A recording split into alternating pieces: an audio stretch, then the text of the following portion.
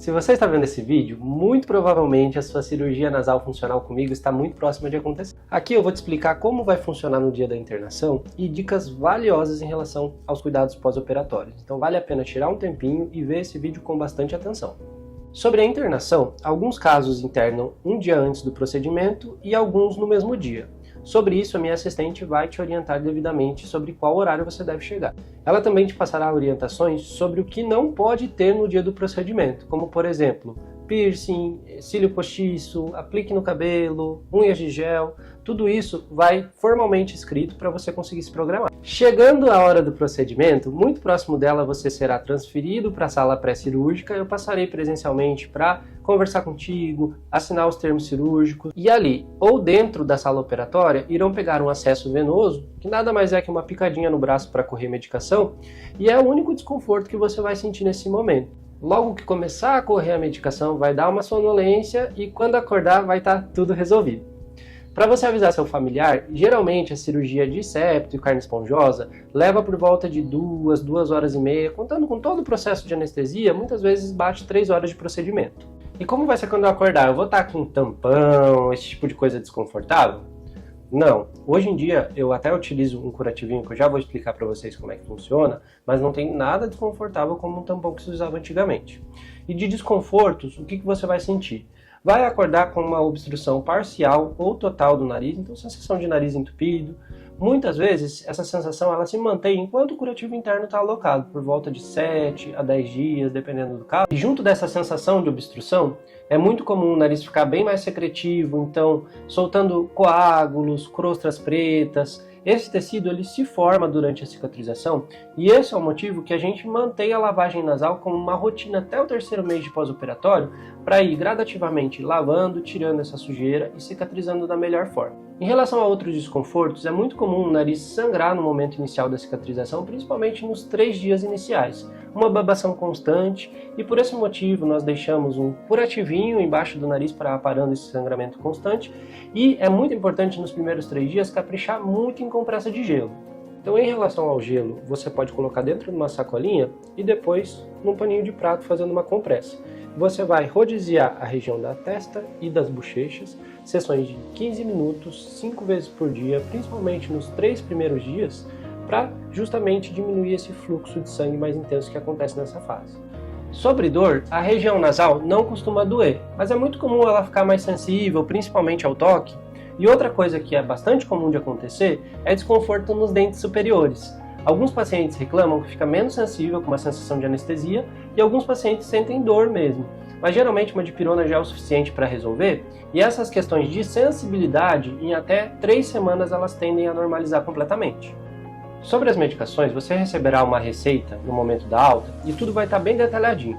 Mas de uma maneira geral eu costumo deixar antibiótico, anti-inflamatório, medicação para sangramento, esses para tomar de horário e devem ser tomados a partir do momento que você chega em casa. Tem também medicação para dor se tiver, náusea se tiver, mas esses não precisa tomar de horário não, é só se necessário. Ainda dentro das medicações, vai ter uma para pingar dentro do nariz, que é o Decadron nasal, este aqui.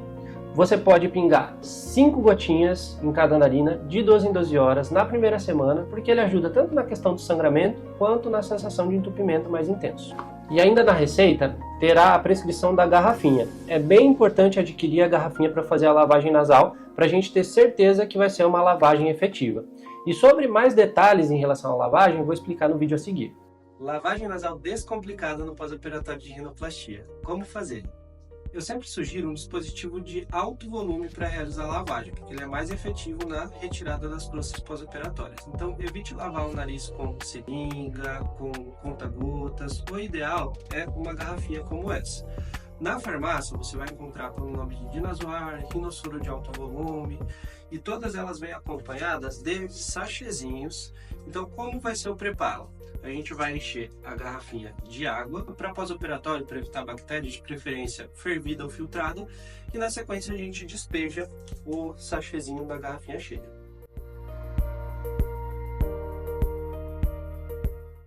Aqui já está a garrafinha preparada e sobre a temperatura da água, ela pode ser ou a temperatura ambiente mesmo ou ligeiramente aquecida para ficar mais confortável no momento da lavagem. Muita gente tem bastante medo desse momento, mas pode ficar tranquilo, se você seguir todas essas orientações, você não vai se afogar e nada de ruim vai acontecer.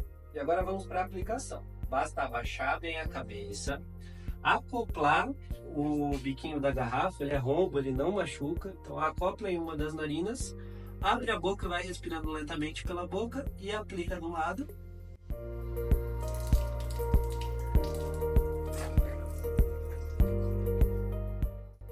E repete o mesmo processo do outro lado. Sobre a aplicação, é muito importante que ela seja lenta, sem muita pressão. Se você sentir qualquer desconforto nos ouvidos, seja pressão ou uma sensação de que está borbulhando dentro do ouvido, é que a aplicação está com muita pressão, aí tem que fazer mais devagar. E para os meus pós-operatórios, eu recomendo um volume mínimo de 20 ml em cada narina 5 vezes por dia. Mas quanto mais você quiser fazer, melhor. Por exemplo, se você quiser usar metade da garrafinha em cada narina 10 vezes por dia, é ainda mais efetivo para tirar a sujeira no pós-operatório. E se eventualmente durante a lavagem nasal sair alguma sujeira, alguma crosta grande, não se assuste. É justamente esse o objetivo desse procedimento. E outra medida que não está no vídeo, mas eu sempre peço para os meus pacientes fazerem, nos primeiros 21 dias de cirurgia, é, na primeira lavagem do dia, diluir um cremezinho de antibiótico anti-inflamatório que ajuda a secar as crostas internas mais rapidamente. Então, como você vai fazer? Além da garrafinha cheia de água fervida filtrada, você vai jogar o sachêzinho como nas demais lavagens, mas além disso, você vai pegar o creme de diprogenta, vai medir 2 centímetros, então, um tanto assim, 2 dedinhos, e vai despejar dentro da garrafinha, esperar um tempinho e chacoalhar bem, homogeneizar bem. Dessa forma, toda a solução vai virar medicação antibiótica anti-inflamatória e vai te ajudar a se recuperar mais rápido dessas crostas e desconfortos de dentro do nariz. O retorno pós-operatório, que geralmente é motivo de bastante ansiedade, ele vai acontecer entre o 5º e 10º dia. Mas não precisa ficar ansioso não, porque se você tomar todos os cuidados, principalmente lavar o nariz com bastante constância, a retirada dos curativos é super tranquilo. Eu já vou mostrar para vocês como é que funciona. Então o splint nasal vai ser essa plaquinha de silicone, tá? Ela é fininha e bem maleável. Então ela não gera nenhum desconforto. Alguns pacientes nem sabem que tem algum curativo dentro do nariz. E como é que vai funcionar a sua retirada? Ela vai ficar dentro da narina, presa por um pontinho, tá? Então com uma lâmina de bisturi, delicadamente eu destaco esse ponto. Pode ficar tranquilo que essa lâmina não pega em pele, não dói, tá? E eu puxo esse pontinho, geralmente dá uma sensação de pressão quando sai o ponto. E por fim, eu puxo o curativo em si, tá? Que funciona mais ou menos dessa forma. E a plaquinha está destacada. Então, é fundamental que você lave bastante o nariz para nenhuma sujeira ficar grudada nessa plaquinha e ela saia com a maior facilidade possível.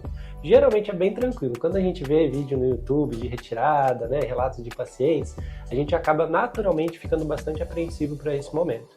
Mas na grande maioria dos casos, principalmente quem cuida bem do pós-operatório, é super tranquila a retirada. Em relação a curativos, o único que você vai precisar refazer, numa fase inicial ali nos primeiros 3 dias, é o tal do bigodinho, que nada mais é que gaze e micropor de 1 centímetro. Então você vai pegar essa gaze e vai deixar ela enroladinha dessa forma. Pode ser uma gaze única, tá? Evite de deixar esse curativo muito volumoso, porque senão ele acaba tampando ainda mais a respiração. E como você vai posicioná-lo? Logo acima do lábio superior, apoia a gaze e prende o micropor nas laterais, tá? E evite de deixar ele atochado aqui nas narinas, não é esse o objetivo, tá? Porque assim ele acaba trancando 100% a respiração. O objetivo dele é ficar ligeiramente mais abaixo, só para parar aquele sangramento constante da fase inicial, diminuindo assim desconfortos relacionados a sangue escorrendo no rosto. Outros cuidados muito importantes na sua recuperação vai ser os cuidados relacionados à temperatura. Então, tudo que é quente vai dilatar os vasinhos do nariz, permitindo. E outros cuidados muito importantes para a sua recuperação é se atentar bastante à questão de temperatura. Tudo que é quente pode dilatar os vasinhos do nariz e gerar sangramentos. Então, é muito importante dentro das primeiras 3 semanas de cirurgia evitar exposição solar, banho quente, alimento quente. Então, esperar tudo ficar ali, por exemplo, os alimentos ficarem de morno para frio antes de consumir. Se você pratica algum tipo de exercício físico, é ideal ficar afastado dessas atividades por 3 semanas.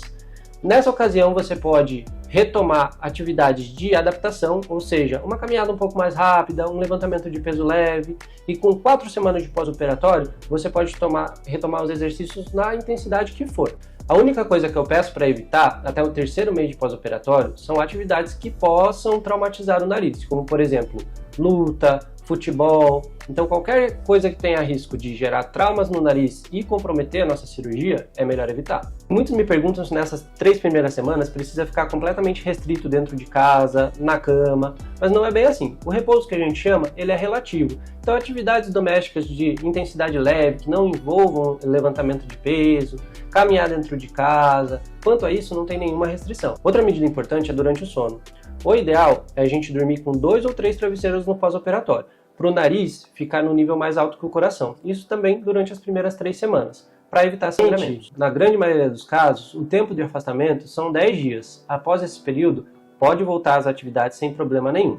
Pacientes que têm a possibilidade de trabalho home office, em até 2 dias pós-cirurgia, já é razoável retomar alguma atividade desde que não comprometa os cuidados pós-operatórios. E uma dúvida comum que os pacientes sempre trazem ao longo do processo é que por volta da 3ª semana, o nariz começa a apresentar cheiro forte. Isso realmente pode acontecer por conta das crostas que acumulam dentro do nariz e é por esse motivo mesmo que a gente precisa lavar com muita frequência.